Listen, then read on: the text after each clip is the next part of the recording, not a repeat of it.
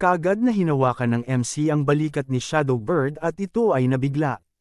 Ang sumunod na pangyayari ay ang malakas na sigaw na narinig sa buong kagubatan, na kumuha ng atensyon ng iba pang miyembro ng kanilang squad. Ang leader ay agad na lumapit para tingnan ang kanyang kasamahan at labis siyang nagulat sa nakita niya. Sa kanyang pananaw, isang skeleton soldier ang matagumpay na nakasalakay kay Shadow Bird. Ang Necromancer Lady ay umiiyak na tuwa sa pagkikita nila muli ng kanyang summon. Itinanong ng leader kay Shadow Bird kung ano ang nangyari at ang lahat ng ito ay maaari lamang nitong gawin ay sabihin sa kanila ang tungkol sa kanyang kamay. Ang dalawang ito ay agad na tumakbo palayo. Inangkin ng skeleton soldier ang kanyang master sa kanyang likuran. Habang sila'y tumatakas, naiisip ng leader na ito na baka itong summon ang nagpatay sa lahat ng mga oso. Sa galit na tono, sinabihan niya ang kanyang squad na niloko sila ng Necromancer Lady. Ang susunod na gagawin nila ay habulin ang babae. Nang wala ito, hindi sila makakabalik para magulat sa kanilang guildmaster. Nagsimula ang isang habulan. Sa paligid, tila ba lahat ng ibon ay lumilipad palayo na parang alam ang nangyayari. Ibibigay ko rin ang maikli ng impormasyon tungkol sa squad na naghahabol kay MC at waifu. Sila'y tinatawag na Tiger Hunting Guild, at ang kanilang leader ay si Hyena. Samantalang sila'y patuloy na tumatakas mula sa Tiger Hunting Guild, sinabi ni Just a Dumb Cutie sa kanyang munting skelly na akala niya ay makikita niya na ito muli. Siya'y labis na natutuwa na nagbalik na siya. Ngunit maagang nauwasan ang kanilang pagkikita dahil isang player ay biglang sumulpot sa harap. Kanyang sinabi sa kanilang huwag mag-alaw. Nagkaroon ng isang problema at Just a Dumb Cutie ay sinabihan ng kanyang munting skelly na ilagay siya sa lupa upang makatulong sa laban-laban sa mga ito. Ngunit hindi patuloy itong sumusunod sa kanyang mga utos. Saka na-realize ni Just a Dumb Cutie na maaaring may nararamdaman ang kanyang summon na skeleton para sa kanya, at naging dahilan ito para mapulaan siya. Nagkomento pa siya na gwapo daw ang kanyang Little Skelly kapag malapitan. Ngunit biglang naantala ang kanyang mga malulupit na kaisipan nang itulak siya ni Jiang Cheng palayo papunta sa mga damo. Dahil dito, siya'y nagalit at nahiya ng sabay. Tinanong niya ang kanyang summon kung bakit ito gumawa ng ganoon. Siya ay tinulak nito palayo mula sa panganib. Napailing siya at nag-hateng tanong sa kanyang summon kung bakit niya yun ginawa. Ngunit nagpakita ng mas maraming mga manlalaro sa harap niya at naisip niya na ang munting skelly ay itinatagong mula sa kanila. Nagsikap itong maging ligtas ang kanyang summon. Samantala, si MC ay nagsisimula ng mag-struggle habang nagsusumikap na bumili ng higit pang oras. Iniisip niya na wala na siyang ibang pagpipilian kundi labanan ang mga ito.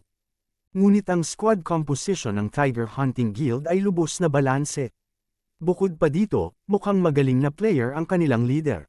Itinatag ang squad na ito upang depensahan ang kanilang teritoryo laban sa mga manlalaro na sumusubok manghuli.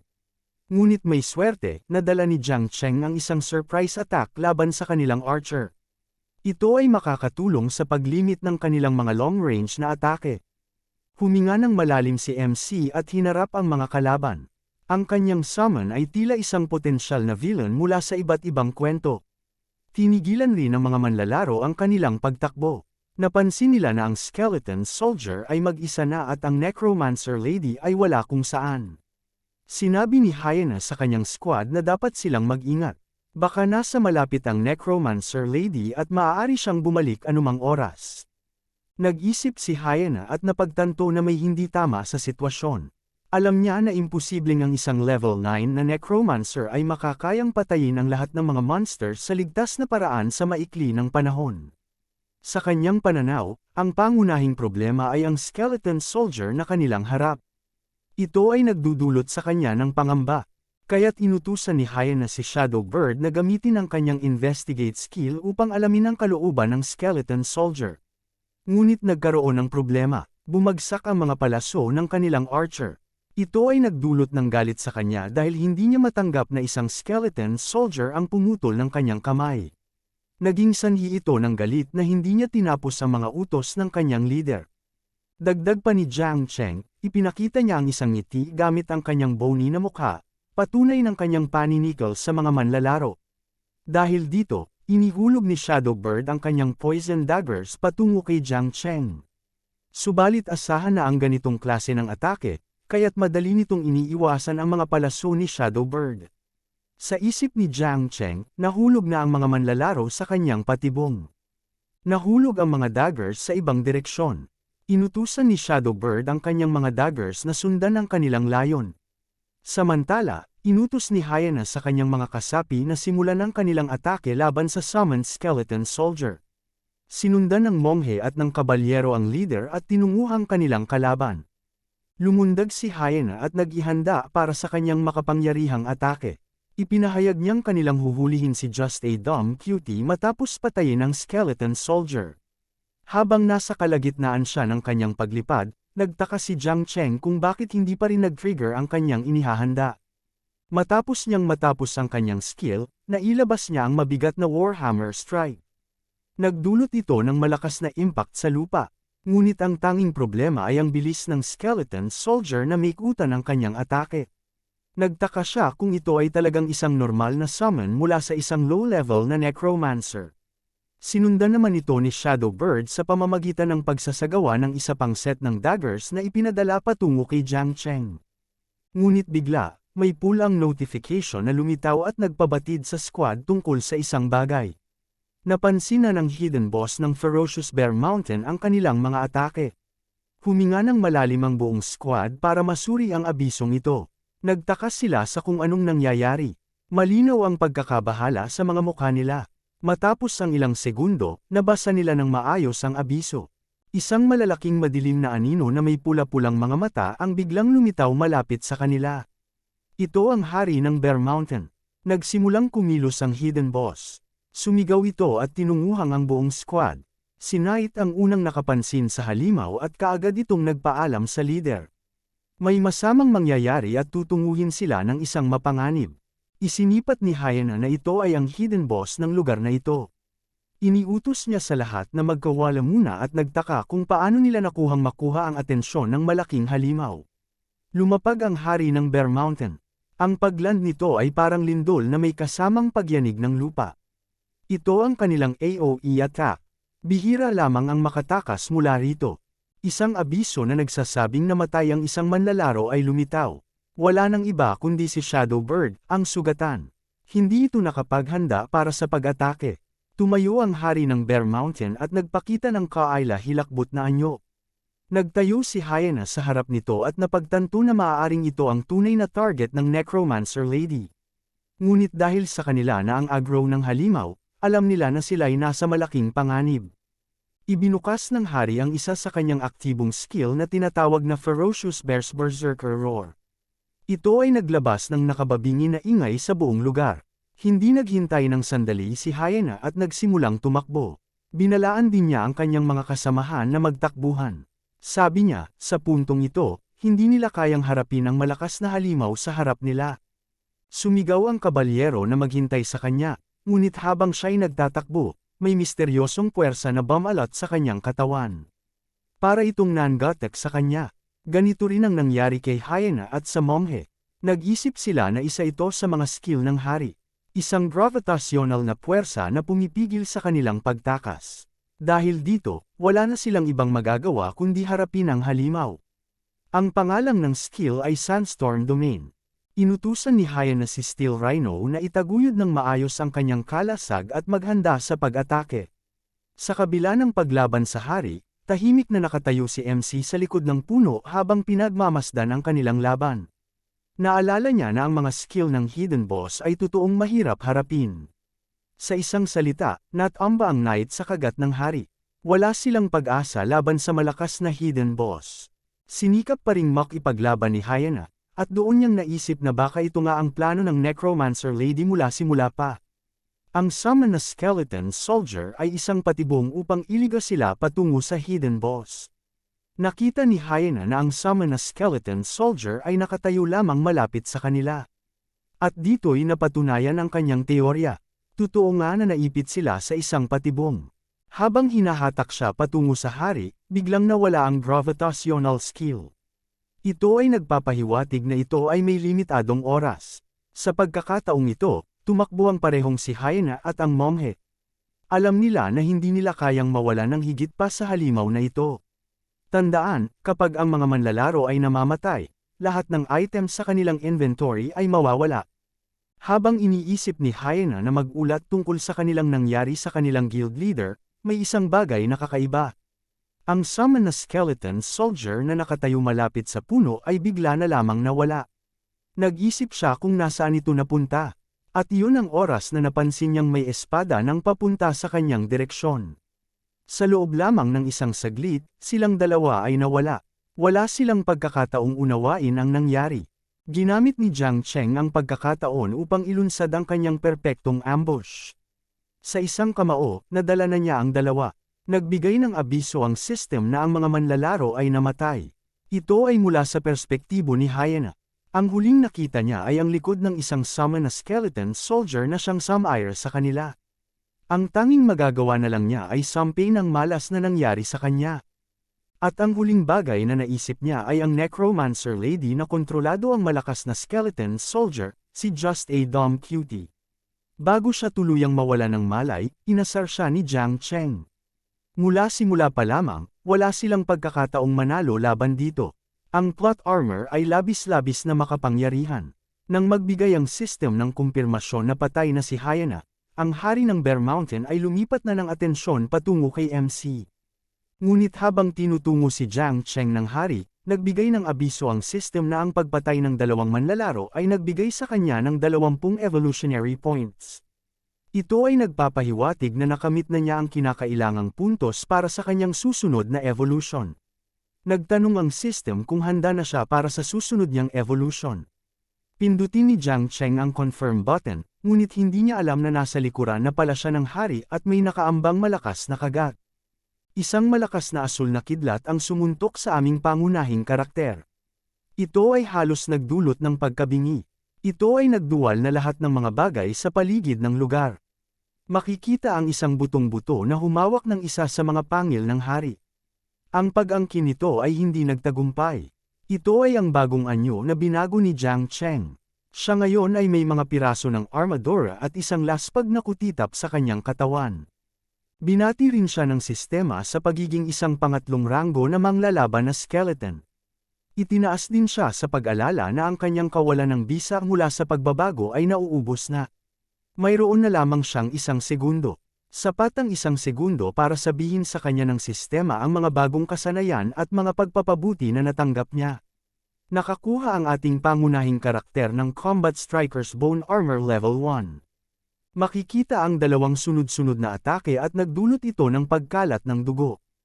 Ang mga malalakas na atake na ito ay mula kay Jiang Cheng. Sa pag-aakala niya, lumakas na ang kanyang kasanayan sa pagsasaksak. Ang bilis ng kanyang pag-atake ay nagtaas mula 20% hanggang 40%. Nang may kanyang bagong malakas at ebolbang anyo, hinamon ni Jiang Cheng ang hari ng bundok ng mga oso. Ito ay nagnanais malaman kung gaano katibay at malakas ang totoong kalakasan ng nakatagong boss na ito. Napatunayan na epektibo ang kanyang pang-aasar nang lumabas ang galit ng hari. Nagsimulang magtama ng mga saksak ito patungo sa aming pangunahing karakter. Iniisip ni Jiang Cheng na mas mabilis ito kaysa sa karaniwang mga oso, at bawat saksak ay may sapat na lakas upang magdulot ng malubhang pinsala. Nabigla ang aming pangunahing karakter nang ma-realize niya na hindi pa siya sapat na malakas para harapin ang lakas ng halimaw na ito. Ang tanging bagay na pasasalamat na meron siya ay ang benepisyo na dumating kasama ng kanyang ebolusyon. Aktibado ni Jiang Cheng ang kanyang abilidad na pamatong ang braso ng pana at nagsimula itong magbuo ng matulis na buto sa kanyang kamay. Ang mga matulis na buto ay binato patungo sa oso, at maaari itong gamitin para sa mga malayong atake. Naisakatuparan niya ang aksidenteng atake na ito ng maayos. Hindi makapanagot ng tama ang hari. Ito ang unang beses na natagpuan nito ang ganitong galaw. Sumugod ang mga matulis na buto sa katawan ng nakatagong boss, at ito'y sumigaw sa sakit. Nagkaroon ng superhero landing si Jiang Cheng. Lahat ng kanyang estadistika at kakayahan ay totoong nag-evolve upang maabot ang susunod na antas. Ngunit ang kanyang kumpiyansa ay mabilis na nagbago ng kanyang katawan ay hilahin palapit sa hari ng bundok ng mga oso. Aktibado na naman ang domain ng buhangin nito. Lahat ng mga bagay sa paligid nito ay inaakit na sa gitna. Sumubok itong pigilan ito gamit ang kanyang espada. Hindi niya ito maaaring hayaang malapit sa kanya. Ngunit napatunayan na wala itong silbi dahil ang takbo ng gravitational pull ay nagpapalutang sa kanya. Napagtanto niya na magiging limitado na ang kanyang pagkilos. Nagsilbing armas ni Jiang Cheng ang mga matulis na buto upang magdulot ng malalang pinsala at makadistract sa nakatagong boss. Ngunit hindi tulad ng una, mas nauugma na ang hari sa mga ito at plano na nitong iwasan ang mga ito. Nagpalipad-lipad ang mga buto patungo sa hari. Ang tanging problema ay mas pinalakas ng gravitational pull mula sa domain ng buhangin ang bilis ng mga buto. Gamitin ni Jiang Cheng ang abilidad ng nakatagong boss habang ito ay abala. At habang ito ay naisali-distract, sinubukan niyang hadlangan ng field of vision ng boss muna. Binaba ni Jiang Cheng ang katawan nito, at ginamit niya ang momentum ng gravitational force. Sa paghihintay ng tamang oras, isinagawa ng aming pangunahing karakter ang kanyang malakas na atake. Ang kanyang bagong pinapabuti na espada ay sumaksak diretso sa tiyan ng hari ng bundok ng mga oso. Dahil dito, nagbagsak ang hari. Pinakita ni Jiang Cheng ang kanyang husay sa paggamit ng espada. Ito ay nagudyok ng isa pang abilidad. Hindi tumigil ang hari sa paggamit ng kanyang domain ng buhangin. Ngunit sa pagkakataong ito, ang gravitational pull ay tumutok sa mga paligid na mga bato at puno.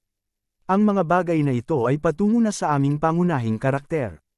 Napansin niya rin na mas malakas ang gravitational field kaysa sa nakaraang pagkakataon.